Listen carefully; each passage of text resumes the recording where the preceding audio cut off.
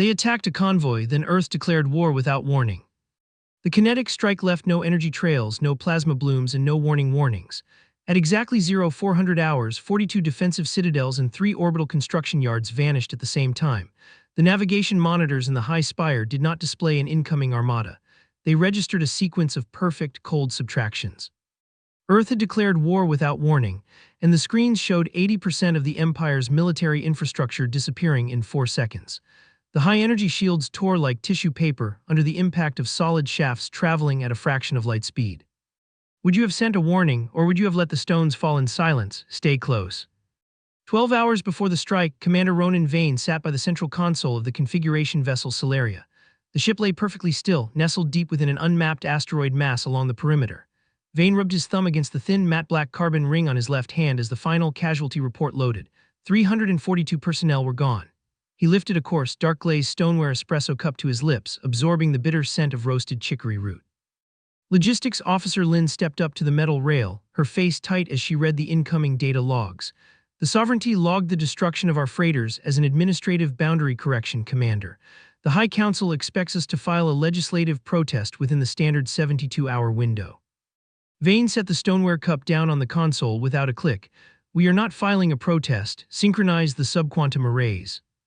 For 12 solar cycles, every civilian cargo freighter traveling Sector 44 had maintained uniform, predictable transit logs. The Scanari intelligence networks had watched those routes, believing they proved human monotony. They did not know that every merchant ship carried a passive gravimetric sensor. Every single run had meticulously mapped the precise orbital oscillations, planetary defenses, and shielding frequencies of all 42 enemy strongholds. Across the perimeter, inside the massive basalt walls of the High Spire, High Sovereign Veilcore stood at the center of his tactical room. His iridescent emerald carapace gleamed under the ion-filtered light, his triple-hinged jaw locked in a smooth expression of pride. He watched the continuous loop of the 12 human transports being torn apart by his secondary vanguard fleet. The humans have cleared their communication lines, Veilcore announced, his chest plates emitting a low, rhythmic clicking. They are a cast of merchants and haulers. They do not have the stomach for high-tier execution. We will wait for their diplomats to beg for an audience. A primary archivist hurried onto the platform, his hands shaking as he projected a raw mathematical model onto the basalt table. Sovereign, you must halt the deployment of the secondary fleet. There is an error in the regional metrics. Veilcore scoffed, refusing to look up from the display. The human fleet has not left its home ports. Their subspace arrays are completely dark. They are paralyzed by fear. They are not paralyzed, the archivist whispered, pointing to the shifting baseline grid. The subspace telemetry shows no words, no signals, and no fleet movements. It shows a synchronized shift in the background mass.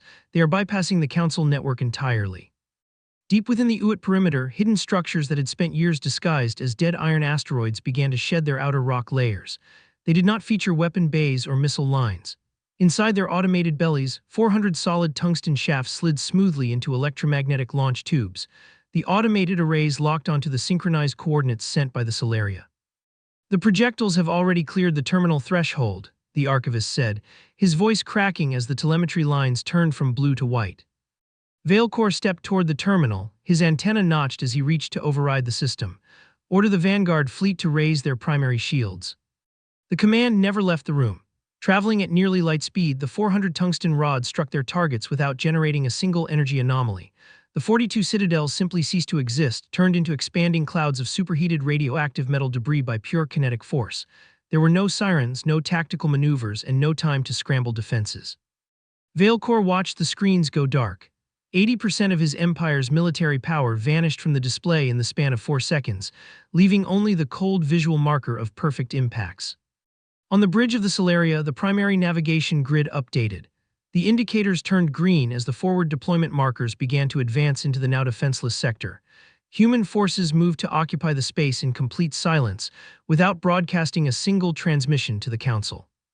The emergency terminal on the console flared, patching a raw, burning channel through from the High Spire. Veilcore appeared on the screen, his proud posture entirely gone, his emerald skin pale under the flashing standby lights. "Where is your ultimatum?" Veilcore demanded, his triple-hinged jaw trembling as he stared into the human flagship. "Where are your terms? You bypassed the entire protocol of the galaxy. You gave us no warning." Commander Vane looked directly into the camera feed. His expression carried no anger, no boasting, and no triumph. He picked up the chipped stoneware cup from the console, its dregs cold, looking through the screen at an empire stripped of its armor. You offered no terms to the freighters, Vane said quietly. Why would we give you syntax? The communication feed cut to absolute black. Outside the viewport of the Solaria, the forward deployment markers advanced in silence across the dead gas giant's ring system.